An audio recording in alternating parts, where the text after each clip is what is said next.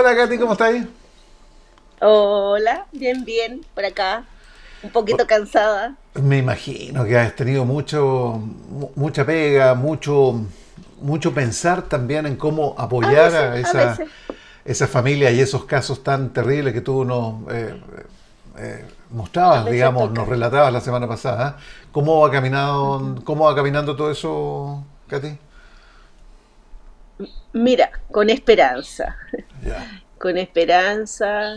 Y como le escuchaba en una clase que tenía hace algunas semanas, Humberto Persano, que ve bastante los desórdenes de conducta alimentaria, decía que los terapeutas teníamos que trabajar con la paciencia como herramienta. Y eso sí, Sí. poner la paciencia ahí al servicio del trabajo, eh, Sí. sin perder la esperanza. Pero entendemos también, Katy, que tú estás ahí atada de manos muchas veces, ¿no es cierto? Porque hay trámites burocráticos, porque hay acciones que van encadenadas y que te sujetan, ¿no es cierto? Porque tu acción profesional va en directo beneficio, ¿no es cierto?, del niño que ha sido vulnerado en sus derechos, pero cuando te das cuenta que el sistema no, como que está entrabado un poco, me imagino que te desanima mucho ahí también, ¿ah? Desanima un poquito, porque mira, la semana pasada cuando comentábamos de este caso de un posible abuso infantil, también eh, quiero recordar quizás, porque ayuda a mantener la esperanza que decía que, por ejemplo, Carabineros acogió esta denuncia. Entonces, eso me da esperanza. Digo, bueno, a ver, quizás otra vez podemos relatar y narrar, ¿no? Los síntomas al no existir, y eso es importante. No siempre hay un relato verbal de un abuso. Y de hecho, habitualmente, Jorge, hay una un relato, sobre todo cuando son niños pequeños, hay un relato que después no se vuelve a repetir. Además, cuando el perpetuador o la perpetuadora del abuso eh, es de la familia, mira, hay estudios que dicen que no se va a decir hasta que seas un adulto, ¿te fijas? O sea, es porque el niño, el preadolescente y el adolescente incluso menos van a hablar siquiera en un primer relato los preadolescentes y los adolescentes. ¿Sabes por qué? ¿Mm? ¿Sabes qué entra a jugar ahí? Y es muy triste porque es la culpa. La culpa, porque tenemos que recordar que nuestro cuerpo son zonas erógenas. Y un preadolescente y un adolescente tienen conciencia de sus zonas erógenas. Entonces, si en algún momento sintieron, se sintieron de alguna manera movidos biológicamente, ¿te fijas? Ellos van a tener culpa, ellos van a pensar que por eso que ellos sintieron también son culpables o Uf. que quizás provocaron o como hay algunos que no dijeron nada en el momento, pero tienen también más conciencia de cuando es a nivel familiar de lo que puede causar de este romperlo todo, ¿no? Entonces prefieren quedarse rotos ellos mismos. Sí, Uf. es muy potente esto, No, Jorge. y tiene un entramado psicológico terrible, no solamente para la persona vulnerada, afectada, ¿no es cierto?, para toda la familia y para un sistema que no sé si responde oportunamente y eficazmente, ¿ah? Bueno, eso es para conversarlo en extenso, indudable. Es que Oye, hay que tener conciencia, Jorge, de lo que le pasa a los niños, de cómo están muy los atentos, ¿no? escuchamos y sí, de cómo los escuchamos y cómo ellos nos transmiten sus temores y cómo nosotros los cuidamos cuando también les relatamos o les permitimos escuchar, Jorge, que a veces pensamos que escuchar o ver cosas, pero no les pasó nada a ellos, ellos solo vieron o solo escucharon. Ahora que tú me llevas a este volver a la realidad, digo yo, del hoy día, ¿cierto? Que estamos esperando que venga este tsunami, A propósito de miedos, de traumas, ¿no es cierto?, que te de los marcan la vida de un niño. miedos, Qué bueno linkearlo, permíteme exactamente. decirlo, ¿no es cierto?, porque ha sido Sí, noticia desde anoche cuando subimos de este terremoto allá tan intenso, 8.8 en Rusia. Y esto ha traído consecuencias porque nuestras costas del Pacífico también pueden ser muy vulnerables. Ya se han tomado todas las medidas con alerta roja aquí para la zona costera. Eh, bueno, y aquí viene el trasfondo, ¿no es cierto?, de estamos preparados, la familia, los padres, para transmitir tranquilidad, templanza en un momento de angustia y también no sé, de inquietud extrema, porque no sabemos lo que pueda ocurrir en mayor o menor medida. Felizmente el terremoto no fue acá, van a llegar olas, establecemos que pueden ser fuertes o no fuertes, pero esa es la información. ¿Cómo se la hacemos llegar de manera, no sé si suave, mitigada o controlada a un niño? mira, a los niños, como ellos viven en la fantasía, ¿no? Y crean su realidad a partir de lo que nosotros les contamos, es sumamente importante darnos cuenta de qué entienden ellos por la palabra. Si decimos terremoto, ¿qué es terremoto para ti? ¿Qué es un terremoto para ti? Y de qué estamos hablando cuando hablamos de un tsunami? Y también hablar, ¿no? Mira, esto se presta, Jorge, para hablar de los espacios seguros y en todos los aspectos. Te fijas que al tener a un niño, por ejemplo, que viva hoy día en estos lugares, tú puedes hablar de estas cosas, e incluso usarlo para hablar con los niños de, no sé, que viven aquí en Santiago y decir, oye, sabemos que está pasando esto, qué importante es que nos cuidemos, que cuando hayan estos momentos donde, mira, los adultos a veces se asustan más de la cuenta, pero te vamos a explicar, ¿cierto?, de qué se trata esto y cómo en esta casa tenemos espacios que son seguros, porque este es nuestro hogar. Claro. Y sabemos que aquí, ¿cierto? Si esto se puede mover, o quizás vamos a tener que movernos a los cerros, pero nosotros a lo mejor vamos a ver que las personas no saben hacerlo. ¿Te fijas? Los otros no saben. Nosotros sí. O sea, Nuestra familia va a contextualizar, estar explicarle bien. el contexto del por qué se producen algunos hechos, fundamental, Sí, digamos. pero con las... Mira, es explicarle con las palabras que un niño puede comprender. Por eso es importante preguntarle, ¿y qué has escuchado tú sobre los terremotos? Claro.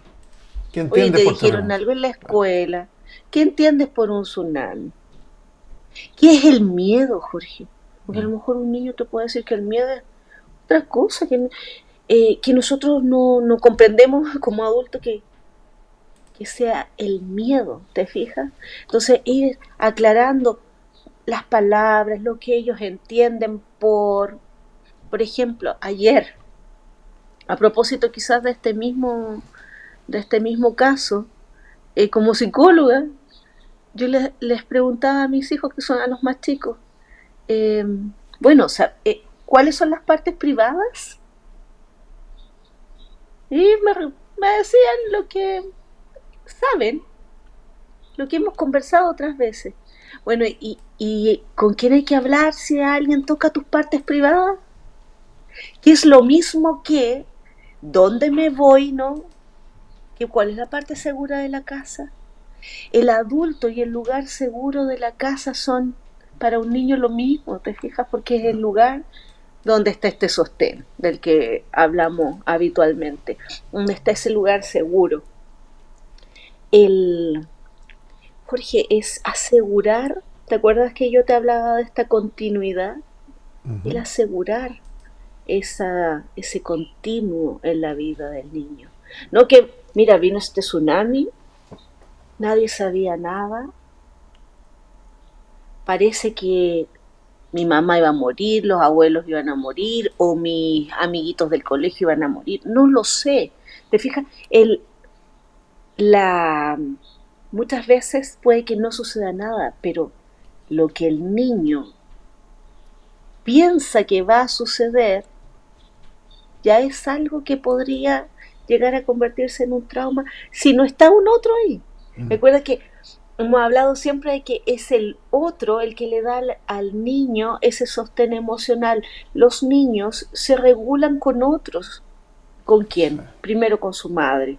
Por eso no es solo, Jorge, como que alguien parezca estar bien para sostener a un niño, un bebé, por ejemplo, sino que hay que, cuando uno ve, ¿no? que faltan herramientas de contención emocional que debieron haber estado trabajadas paulatinamente durante el ciclo vital y uno no las tiene, y es mamá, papá, abuelo, tío, no sé, está a cargo de alguien, hay que trabajar en eso, hay que Oye, trabajar en eso.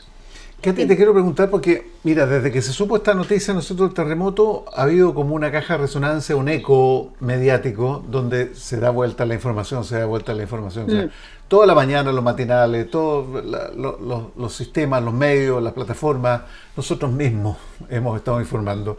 Eh, y esto genera también, no, no es psicosis, ¿no es cierto? Pero te quiero preguntar que a lo mejor también puede ser una idea fija, porque los niños le repercute, les afecta de distintas maneras, sobre todo cuando los papás, los adultos en la calle, todos están hablando del tema, tsunami, terremoto, mira, viene esto, viene el otro, nos puede tocar a nosotros, cuántas veces después de un terremoto por allá, ¿no es cierto? Pensamos, bueno, ahora nos toca a nosotros.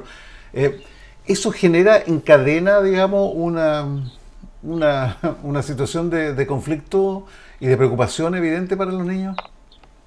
O sea, imagínate lo que nos pasa a nosotros, por ejemplo, cuando si vemos televisión todos los días, o por ejemplo la tercera edad, pensando en que son ya Sí, adultos, ¿no? sí. Hay ¿Qué les pasa cuando gente que ya no ve televisión, las noticias por el tema de los asaltos, digamos, que quedaron traumados. es que a eso quería llevarte? El, esto de ver, ¿no? Si nos causa a nosotros estrés, si a nosotros nos, nos lleva a vivir en un estado de alerta, Jorge. Imagínate a un niño. Mm. ¿Cómo lo pone en ese estado? Y además, pero y por sobre todo, ¿cómo reaccionan los adultos cercanos? Aquí, por ejemplo, las escuelas, si es que van a estar abiertas hoy día, los profesores No, está tienen un todo papel, suspendido, todo suspendido. estuvo en la Mira, mañana y va a estar en la tarde también, así que, obvio. te fijas como yo te comentaba que, o sea, cuando pasan estas cosas, como en este caso, este tsunami, ¿no? Y estoy pensando en lo que nos pasa a nosotros como terapeuta al estar trabajando para, de alguna forma, demostrar que ha habido un trauma, ¿no? O como que uno se aleja, fíjate, ¿te fijas? O sea, yo muy poco sabía esto, ¿no? Muy poco. Sí. Puedo contextualizar rápido porque sí, porque es mi trabajo pensar cómo los otros se sienten, ¿no? Pero son cosas que te llevan a espacios distintos. Entonces un niño puede salir de su espacio de juego, de su espacio de recreación, de su espacio seguro psíquicamente y quedarse en ese espacio de ese posible terremoto, de ese posible tsunami, imaginarse cosas, ellos eh, crean y recrean el mundo, ¿no? Eh, a partir de lo que nosotros, de los insumos que nosotros les vamos dando. Sí. Entonces, escuchar, por ejemplo, tantas veces, claro que puede acrecentar la ansiedad. Y los niños también tienen los mismos síntomas que los adultos. Y si, como te digo, o sea, si el ambiente, que debería ser facilitador para comprender que vivimos en un país que es así, eh, no está, el niño se va a desregular. Sí. Ahora, ¿sabes qué? Estaba recordando que hay algunas formas en que tú puedes poco a poco ir bajando la ansiedad. Por ejemplo, mostrar con elementos físicos que tú estás preparado. hay en diferentes lugares, a veces son Cruz Roja, organizaciones religiosas, preparan, por ejemplo, kit de emergencias Claro. o botellitas, ¿no? Donde se guardan cosas. El hacerlo con los niños, Sí. poner ahí Como un adentro algo que juego, es como un dulce, sistema, ¿no? claro. Y mira, y fíjate el simbolismo de yo también puedo preparar para mi vida esto. Y lo preparo con mi padre o con mi abuela, con quien es para mí importante. Y eso va creando en el niño un sostén. Va, Jorge, sí, acá, mira, lo más importante es entender que en nuestro desarrollo vital, en nuestra, como digo yo, en nuestra novela familiar y en nuestra propia novela, van a existir millones, ¿no?, de posibles traumas. Ahora, el tener como esta mochila de emergencia, ¿no? Como le llaman algunos, o como preparan algunos. Tener esta mochila de emergencia simbólica, pero también física con los niños. El Sí, hacerlo con los niños claro. va a tener una repercusión y les va a invitar también, porque uno cuando sean adolescentes les va a poder decir, ¿recuerdas que nosotros hicimos esa mochila? Y te van a mirar así como, ¿qué? ¿Cómo? ¿Cuándo? Pero sí lo Claro. van a Pero, recordar. pero está buena la analogía psicológica, un kit de emergencia que incluya amor, Ujú. por ejemplo, cariño, seres que te acompañen, educación, todos estos elementos que te van a ayudar en la vida a Cuentos. desarrollar. Bueno, bueno, claro, podía ¿Sabes por qué adicionar. cuentos, Jorge? ¿Eh? ¿Sabes por qué cuentos? ¿Mm? Porque en los cuentos clásicos, ojo, los cuentos clásicos, eh, siempre los protagonistas pasan por muchas dificultades. Pero tienen un feliz desenlace, En, ¿no? exactamente. Tienen un feliz desenlace, son capaces de sobrellevar, tienen... Y mira, y los niños, como ellos son siempre protagonistas, se vuelven en el curso, ¿no?, de la narración, protagonistas de esto impacta en esas cabecitas de una manera que uno no logra eh, dimensionar, porque construyen una realidad psíquica donde hay seguridad. Y donde hay un Entonces, feliz camino, ¿no es cierto?, que tú desarrollas y que claro, un final feliz, ¿ah? Una un moraleja. final.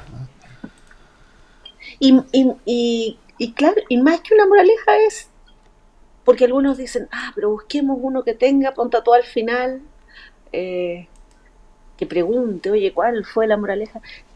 Ni siquiera es necesario, Jorge, el niño construye, Sí, él claro. construye, construye y se construye en ese relato, como el vencedor. ¿Te fijas? Y al ponerse como el vencedor, y si además se lo cuenta a alguien que para él es un adulto significativo, o sea, estamos cimentando una preadolescencia y una adolescencia más sana. Sí. Yo creo que también toda la información que se le pueda dar a un niño, porque a veces los adultos mal actuamos, en el sentido de que un niño, no te preocupes, es un tsunami, Mm, es un terremoto, ocurrió por allá lejos, no te preocupes ya y cambias de tema. Explicarle, darle cuenta, ¿no es cierto?, del conocimiento que uno pueda tener. Tú estás en Santiago, Catherine, obviamente que no tienes la preocupación que tiene la zona costera, ¿no es cierto?, de nuestro exacto. país, por razones obvias. Explicarle eso, un niño que recibe todo el bombardeo de información, ¿no es cierto?, de tsunami, que está en Santiago, a lo mejor está muy preocupado y no tiene por qué estar preocupado, ¿te fijas?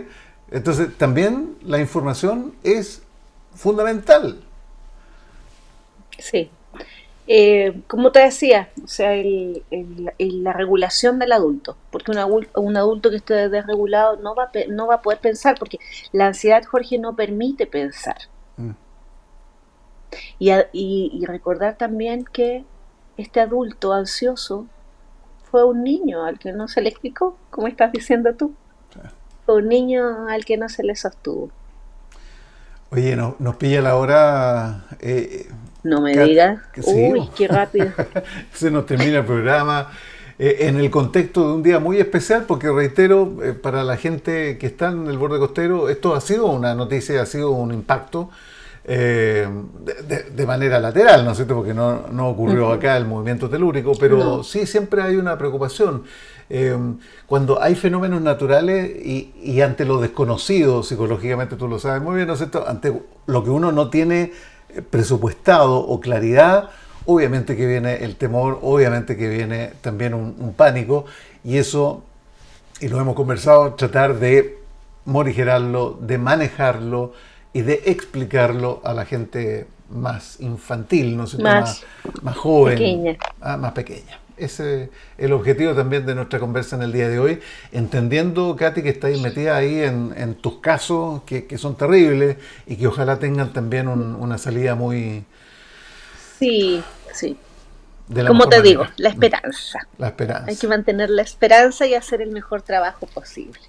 Catherine Gutiérrez, profesora psicóloga clínica, magíster en psicología educacional, Instagram caterine.gutierrez.a, WhatsApp 569-97-5370-74 y aparece ahí el correo también caterine.gutierrez.a, usach.cl.